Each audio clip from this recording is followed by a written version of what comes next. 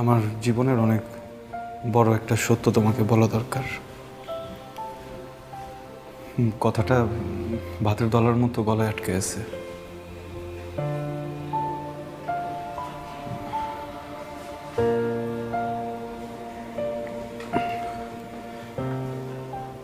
তুমি যাদেরকে আমার বাবা মা হিসেবে চেনো, ওনারা আমার আসল বাবা মা না। মানে? সিকান্দার খান আর সালেহা বেগম, ওনারা আমার আসল বাবা মা না। আমাকে মলার বাগারে কুড়িয়ে পেয়েছিল। আমি আসলে জানি না আমার বাবা মাকে। সৃষ্টিকর্তা ছাড়া হয়তো বা কেউই জানে না আমার বাবা মাকে। হয়তো কারো অনাকাঙ্ক্ষিত সন্তান ছিলাম, যারা চায়নি আমি তাদের জীবনে থাকি। আমি হওয়ার পর পরই আমাকে একটা ময়লার বাগারের টুকরিতে করে ফেলে রেখে গেছে।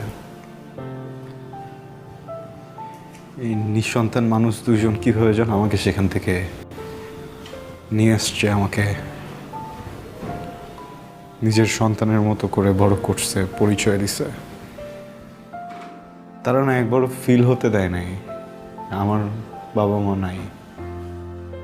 তারা একবারও আমাকে কখনো ফিল করায় নাই যে আমি অনাকাঙ্ক্ষিত। আমি অনেকবার ভাবছি তোমাকে বলি, মনে হয়েছে চিৎকার করে বলি, কিন্তু কথাটা না শুধু আমি তোমার কাছে লুকাই নাই। গত 30 বছর আমি নিজের সাথেও এটা নিয়ে একটাবার কথা বলি নাই। আমি কিভাবে বলবো বলো? মানে একটা মানুষ যার জন্মদাতা পিতামাতাই তার পরিচয় দিতে চায় নাই, এরকম একটা মানুষকে নিয়ে যদি কেউ পরিচয় দেয়, কেউ আদর করে, কেউ বড় করে, বাবা মার জায়গা নেয়, আমি কিভাবে বলি যে তারা আমার বাবা মা না?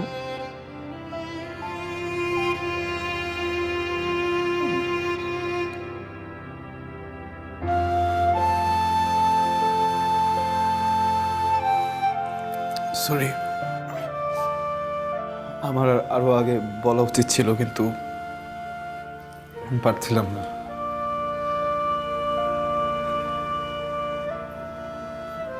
আমি খুবই খুবই সরি, আমাকে মাফ করে দিও।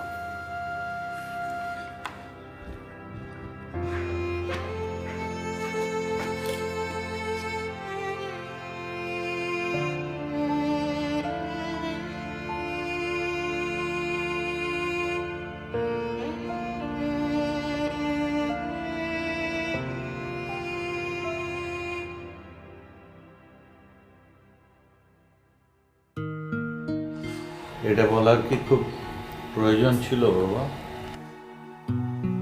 হ্যাঁ, একটা মানুষকে বিয়ে করব, সংসার করব, তার সামনে অসৎ থাকতে চাইনি।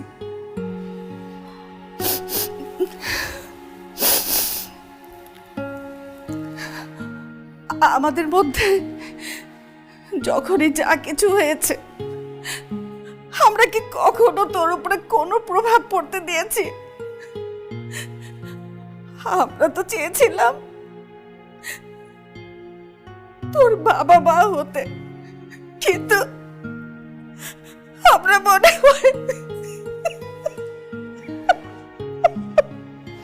মা, আমি খুবই খুবই সরি। আমি আসলে তোমাদেরকে কষ্ট দিতে চাইনি। দেখো, তোমরা আমাকে জন্ম দাও নাই, তো কি হয়েছে?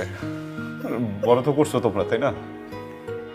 তোমরা যদি তখন না থাকতো, আমাকে হয়তো বা কুকুর শিয়াল খেয়ে ফেলতো।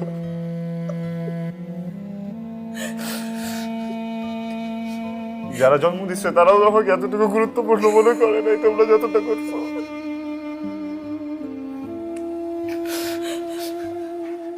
আমার কাছে সৃষ্টিকর্তার পরে স্থানই তোমাদের। আমি তোমাদের ছোট করার জন্য কিছু বলি নাই। আমি জাস্ট চাইছি যে ও জানো আমি খুবই সরি।